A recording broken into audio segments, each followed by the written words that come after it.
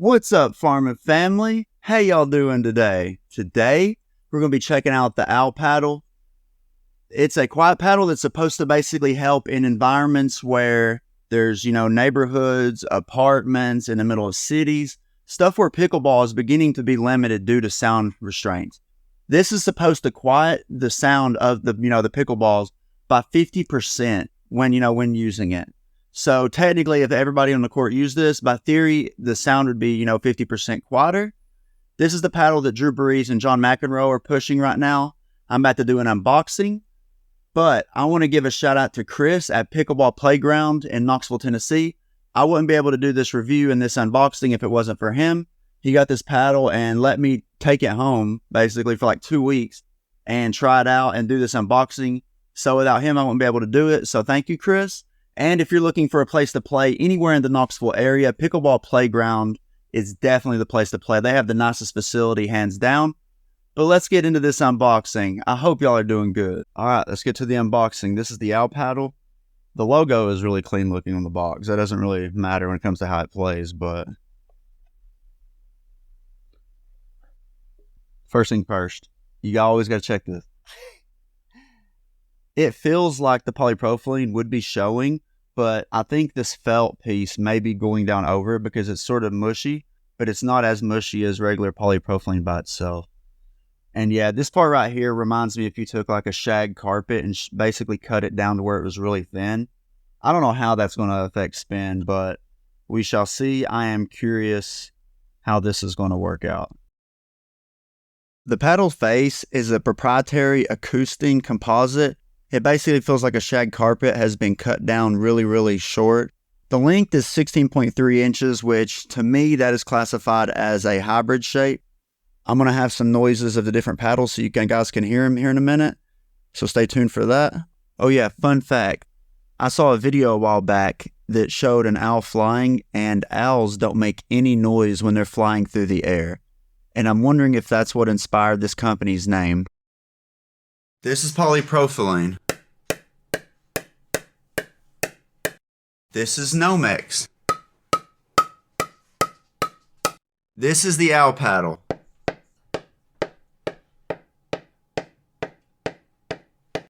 This is an EVA foam paddle. Let's talk about the pop and the power. When it comes to the pop, this is definitely a control series paddle. There is like virtually no pop coming off the face of this. When I say there's no pop, the ball is not launching off fast at all, which this is definitely a control paddle. Now, when you're using all these Gen 2 paddles, every one of those are way poppier than this is by a lot. And when it comes to the power, this is an edgeless paddle. It does not produce a crazy amount of power either. This is closer to like a Gen 1 raw carbon fiber in terms of power. Maybe a little bit softer. Like it is soft. And since I'm using someone else's paddle, I was not about to apply lead tape or any kind of tape to it at all. So I just played with it stock. So it was very, very lacking in pop and in terms of power as well. Since there was no pop and no power, you all can already guess what I'm going to say about the control. This was definitely a control paddle, like 150% all control, no doubt. You would have to apply a bunch of lead tape and stuff to this paddle in order to get some power out of it.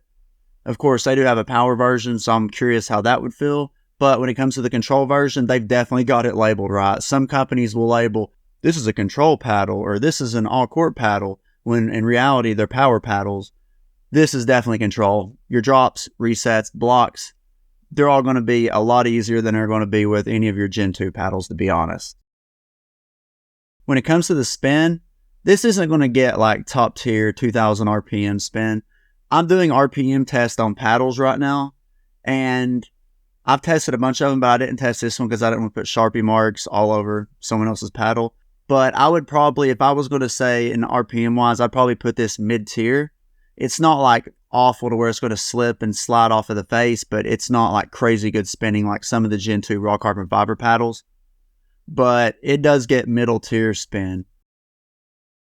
The overall swing weight of my paddle was 117, which without an edge guard, that's pretty heavy. And then once you put, lead tape and stuff on it, it's going to get up in the 120s. And for people who are going to use it, in quiet neighborhoods and stuff, it's going to be a little too heavy for them if they use lead tape, since they're just going to be playing at recreation and to keep, the quiet or the noise down.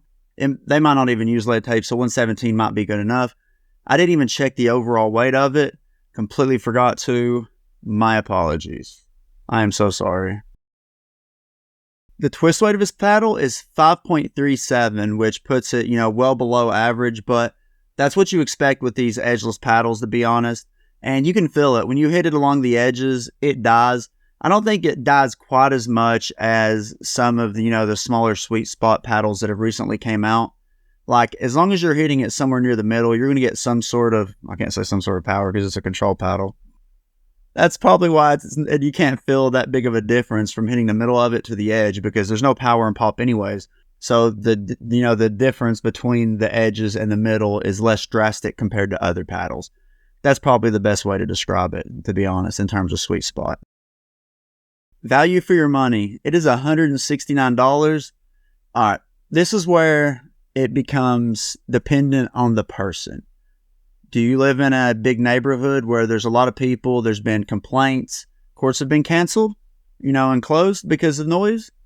Yeah, this could definitely be worth it. Are you a player who's wanting to go out and play it in places where you don't care about noise? Are you going to play tournaments, that are USA Pickleball approved? Are you going to do stuff like that? Then no, it's not worth it. So for the majority of people, no, you don't need to go out and buy this paddle just to have it. But if you play in a place or plan on playing in a place where there's neighborhoods around and stuff, it would definitely be worth investing in it and playing with it. Like at one point, me and my girlfriend and my son were wanting to put a pickleball court outside the neighborhood in the little turnaround. And I was thinking, man, it would be so loud and the neighbors would hate us. So we just never did it. But with these, I'm wondering if it would be so quiet that the neighbors couldn't hear it inside, which would be really cool. So yeah, for stuff like that, it's definitely worth it. But for tournament players, people are just going to go play in actual, recreation facilities where noise isn't going to matter. No, it's not going to be worth it. But yeah, I hope you enjoyed this Al CXE review. Until next time, stay safe. Have a good day. Drink plenty of water. I don't know why I said all aggressive like that. Just drink water, y'all. And put some electrolytes in that too. Water's not all you need, especially if you're out there sweating. Peace.